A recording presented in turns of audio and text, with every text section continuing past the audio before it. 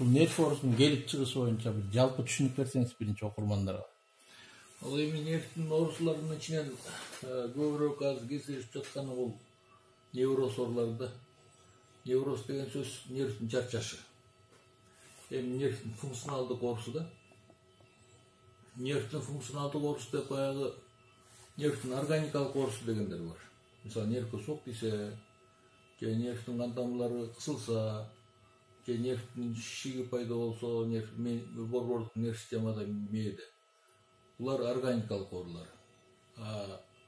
Нервтин функционалдык оорусу деген бул нервтин чарчашынан келип чыгат. Бардык эле органдар сыяктуу нерв да чарчоого жөндөмдүү да. Биз баягы түшүндүрүп айтсак, мисалы көп иш кылса адамдын булчуңдары чарчайт. Чарчагандан кийин эмне кылыш керек? Эз алыш керек, жатыш керек. Нерв да ошондой да. Нервтин мындай функционалдык оорусун пайда кылбаш үчүн бизде бир баягы илгертен келаткан режим труда и отдыха деген бар. Мисалы определенный бир убакытта эз алыш керек, определенный бир убакытта иштеш керек. Иштөө мөөнөтү мисалы 5 саат, 7 саат дегендейчи. Эми ошону колдонбой кээде биз азыр маалыматтын мезгили да. Маалымат деген кандай болуп атат азыр бардык жагынан. Өзгөчө жаштарга мисалы түнчүндө компьютер көрүшөт, түнчүндө сотка көрүшөт, көздөрү талыйт, мээге күч келет. Ошондо мээ чарчайт. Азыр балдарды байкасаңыз, балдардын көбү түн менен күндү алмаштырып алган да. Мисалы саат 12-ге чейин, 2-ге чейин, 3-ге чейин же телевизор көрүп отургандар болот, же сотка көрүп отургандар болот, же компьютер көрүп. Ушунун баары мээ жөндөмдүүлүгүн начарлатат, мээни чарчатат. Андан бөлөк эле мисалы мурда мындай болчу. Мурда бизде баягы кыймыл аракет жакшы болчу да, көп. Эшикке чыкмай, айыл ичинде баягы чарбалык иштер. Азыр болсо үйдө отурат. Баягыда кыймыл аз. Баягы шарттар көп түзүлгөн. Ана шарттар жакшы болгону менен жанагыдай маалымат көп да. Маалымат туура эмес байланат. Баягы китеп окуп азайып калды. Анан ушундай жагдай көп невроз оорусун пайда кылат да. Эми неврозду биз негизинен 3-кө бөлөбүз. Невростения дейбиз. Невростения дегенибиз бул нервтин табигый чарчашы да. Мисалы кандай табигый чарчайт? Мисалы кээ бир адамдар өзү нерви чарчаганга жөндөмдүү болот. Башынан баштап элечи.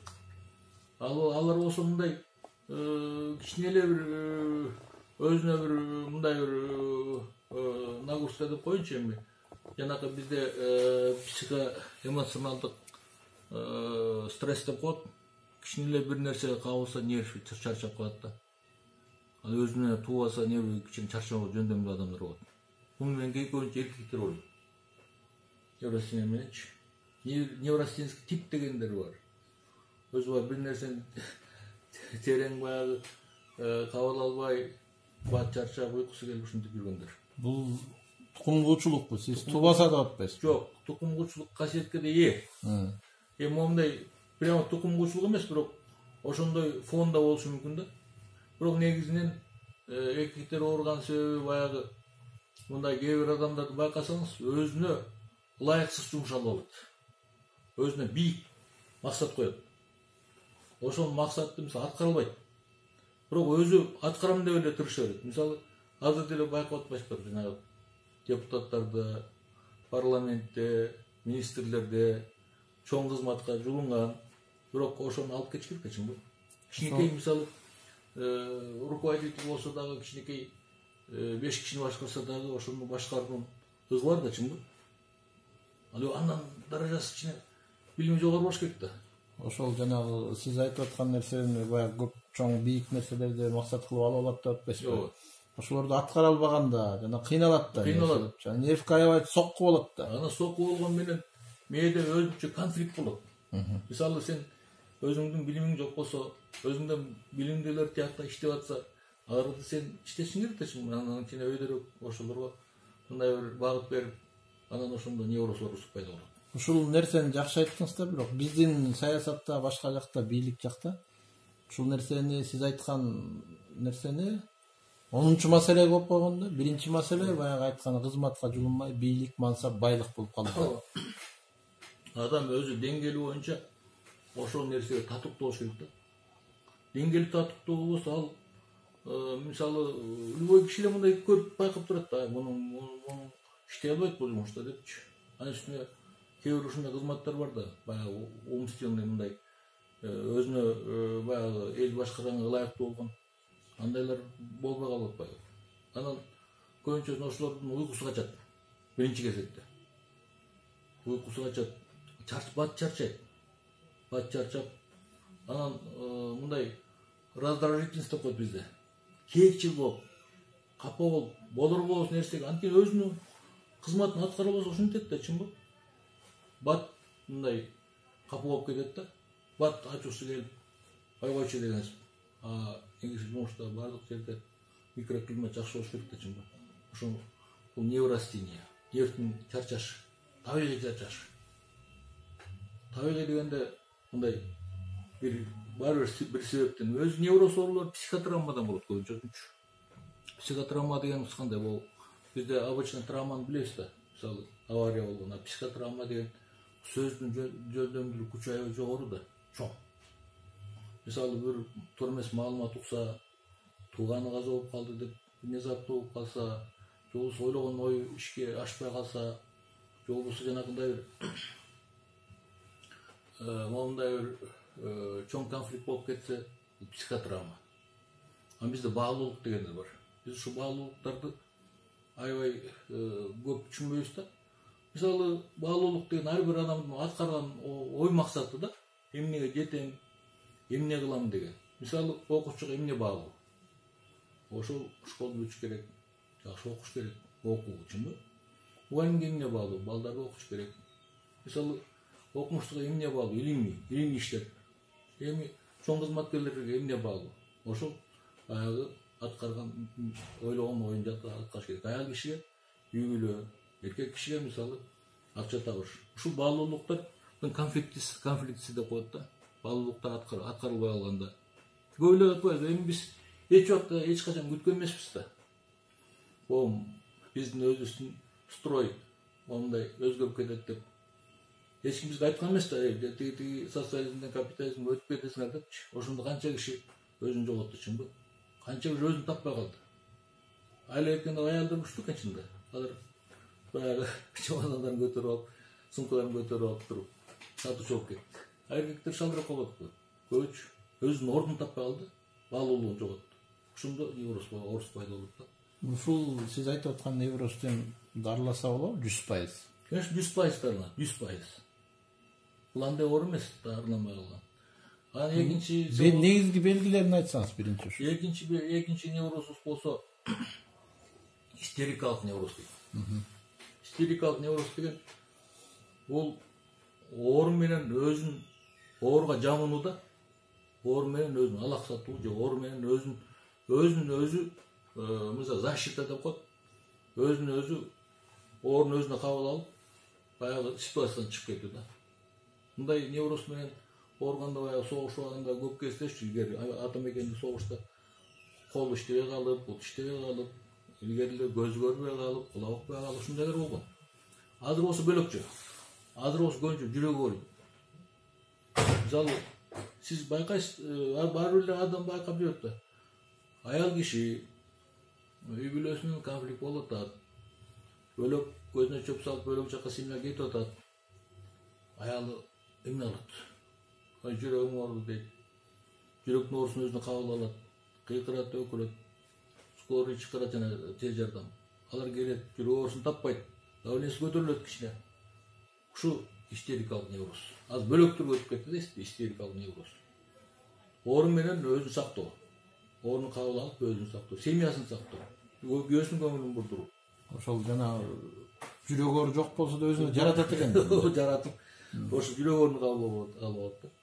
Колум чымырап кетти, бутум чымырап кетти, башым айланып кетти, башым ооруп кетти деп ушундай болот да. Андан бөлөк невроздун түрү бар. Бул эми көп кездешет да. Невроз, жабышма ой невроз. Жабышма ой. Мисалы, бизге келгендердин баары эле айтат, ой колум чымырап атат, бутум чымырап атат, денем ызып кетти, денем уздап кетти. Жалпы баягы септештеген жалпы дарыгерлер муну көп түшүнбөйт. Башың ооруп кетсе жакшы экен, жанагы магниттик томографияда жакшы экен, электроэнцефалографияда жакшы экен, эмне үчүн сенин башың ызып атат деп ар түрлүү нерселерди айтат да. Анан коркуу невроз ушул эле. Мисалы азыр кандай? Онкологиялык оорудан коркот. Ооруп калдым дейт онкология. Жок деле десең эле жок, мен ушинтип ишип атат, кыйынтып атат деп. Анан жанагыдай оору бар, жүрөк оорусун кабыл алуу, кардиофобия дейт. Анан жанагыдай жабык помещениеден корккон бар, өрт кеткен, мезгилде коруп калган. Эми невроздун эң негизги белгилери бул көңүл чөгүү, депрессия. Эми депрессия көрүп атпайсыңар.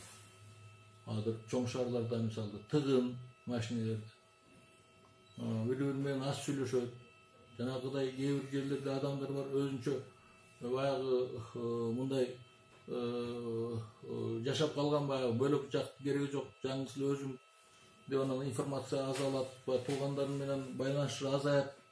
Ошондон депрессия, көңүл чөгүү да жаман да. Анан жанагыдай кыжырлануу, ачуу бат келүү, агрессия. Агрессия деген жерден чыкпайт экен да. Бизде бир нерсе бар, бул илгери биз баягы окуп жүргөндө аны көп түшүнчү демеспиз, баалачу демеспиз, жан дүйнө деген. Жан дүйнө деп эле руханий дүйнө деп. Мисалы биз көп окуп жүрдүк да, биздин жанагы чоң жазуучуларыбыз руханий дүйнө деп. Биз ага көңүл бурганчы эмеспиз да, ошо жан дүйнө негизги экен да. Акыл эс дүйнөсү түшүнүктүү. Мисалы мен азыр сүйлөп атам, айтып атам, түшүндүрүп берип атам, бул акыл эс дүйнөсү. Түшүнүп атат адамдар. А жан дүйнө деген ички дүйнө экен да. Баягы өзүнчө бир подсознательный сферада коет. Акыл эстин алдындагы туюм, акыл эс туюм. Фрейд деген биздин бир чоң окумуштуу деп коеюнчу, чоң врач, дарыгер. Ошол киши психотерапевт, ошол киши ачкан да. Айланайындар, өзүнчө бир чоң дүйнө бар менин ичинде. Ал болсо акыл эстин алдындагы туюм, подсознательный сфера же интуитивдик сезим. Биз баягы кайыл капан бар ошоко жей берет экенбиз да. Стресстер, качандыр бир жаш кезде, бала кезде болгон коркуп калуу, жанагыдай кайыл капа бүт эле ошого жазыла берет экен. Мисалы өзүңүз билесиз, компьютерде кайыл капа туура эмес маалымат болсо, негативдик маалымат болсо эмне кылабыз? Өчүрүп коебуз. Менин ичинде кайыл капаны кантип өчүрөбүз? Ошондой болуп атпайбы?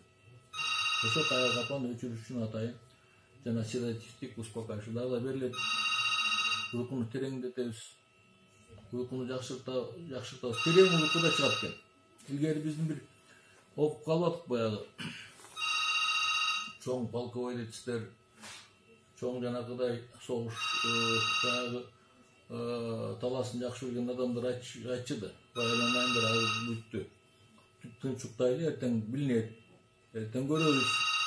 Согуш таласында кандай болот, ошого карата иш кылабыз деп. Ошол акасыз уктаганда мен өзү ар бир нерсени өзүнө коет экен да. Тигиди мен өзү коет экен. По полочкам, мисалы бул маалыматты бияк коет, тиги маалыматты бияк коет, бул керектүү дейт, бул керексиз дейт. Мен өзү обработка кылат экен. Компьютерде эле да. Мен өзү обработка кылат. Анан кийин баягы эртең чыкканда билинет. Ошон үчүн айтышат да, бул элде баягы орус элинде утро вечером мудренее дейт. Көрдүңүзбү? Эртең менен тазаланып калат көп маалыматтан. Невроздун 3-чү түрү кайсы? Жанагы жабышмой неврозу. Жабышмой невроз. Анан ушул менен сиздин жеке клиникаңызга көп кайрылышабы? Эми мен ушул боюнча окугам. Баягы Санкт-Петербург мурда Ленинград эмес беле? 83-жылы ошондо клиника неврозов имени Павлова деген бар. Павлова атында. Анан психоневрология институты имени Бехтеров деген бар. Азыр ме институту болуп калды. Менин өсүш институту болуп калды азырчы. Ошол жерден ушуга психотерапияны үйрөтөт. Анан психотерапия деген бул ар бир врачка керек нерсе экен да. Сөз менен дарылоо, түшүндүрүп дарылоо. Ар бир адам жанагы ичим ызып атат, bu көкірегі мұздап атат же ооруп атат чымырап атат десе түшүнбөйт да чынбы. А менин ичинде кайда аны ооруп атканын билбейт да чынбы. Ошон үчүн түшүндүрүп жана рациональный психотерапия деген бар, айтып, ой сиздин ооруңуз ушундай болуп атыптыр. Илгертен башта эле айтчу эмеспи, Гиппократтын мезгилинен бери элечи, ой ооруга кирип, оорулуу врачка кайрылганда ошондон жеңилдеп калбаса, ал врачты да анча деле врач деп айтууга туура эмес депчү. Оору баягы бизде илгертен бери айтчу, баягы не лечи болезнь дейт, лечи больного дейт.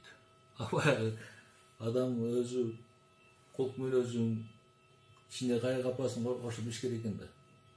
Сизге ушул нерв оорусу менен кайрылгандар ушу бир айдын ичинде канча адам кайрылат эми болжол менен? Анан ошонун канча пайызы баягы талапка ылайык дарыланып чыгат? 100% же 80%? Бүгүндө 10-15 киши келсе деле канча болот? Ошол баягы жанагы наатнине сайып, нервди тынчтандырып, комплекстик дарылоо да. Жанагыдай оорусун түшүндүрүп берип, рационалдык психотерапия кылып. Эч убакта сөз мындай врачтын 3 эле куралы бар. Биринчи дары дармек, билесиз да. Экинчиси бычак, үчүнчүсү сөз. Жолу сөз. Сөз. Эгер баары бир бул эмне үчүн элдер жанагыдай олдолорго, көз ачыктарга, үй бакчыларга кайрылат? Анткени алар сөз адам билет психологиясын. Эмне сурап келди, эмне керек буга? Эмне кайгы менен келди? Биз ошону түшүнбөй атпайбызбы? Ошону түшүндүрүп туруп комплекстик дарылаш керек да. Дары дармегин бересиңби? Иглотерапиясын бересиңби? Жанагындай остеохондроз болсо лазерин бересиңби? Ушул моундай комплекстик дарылоо жүрүш керек да.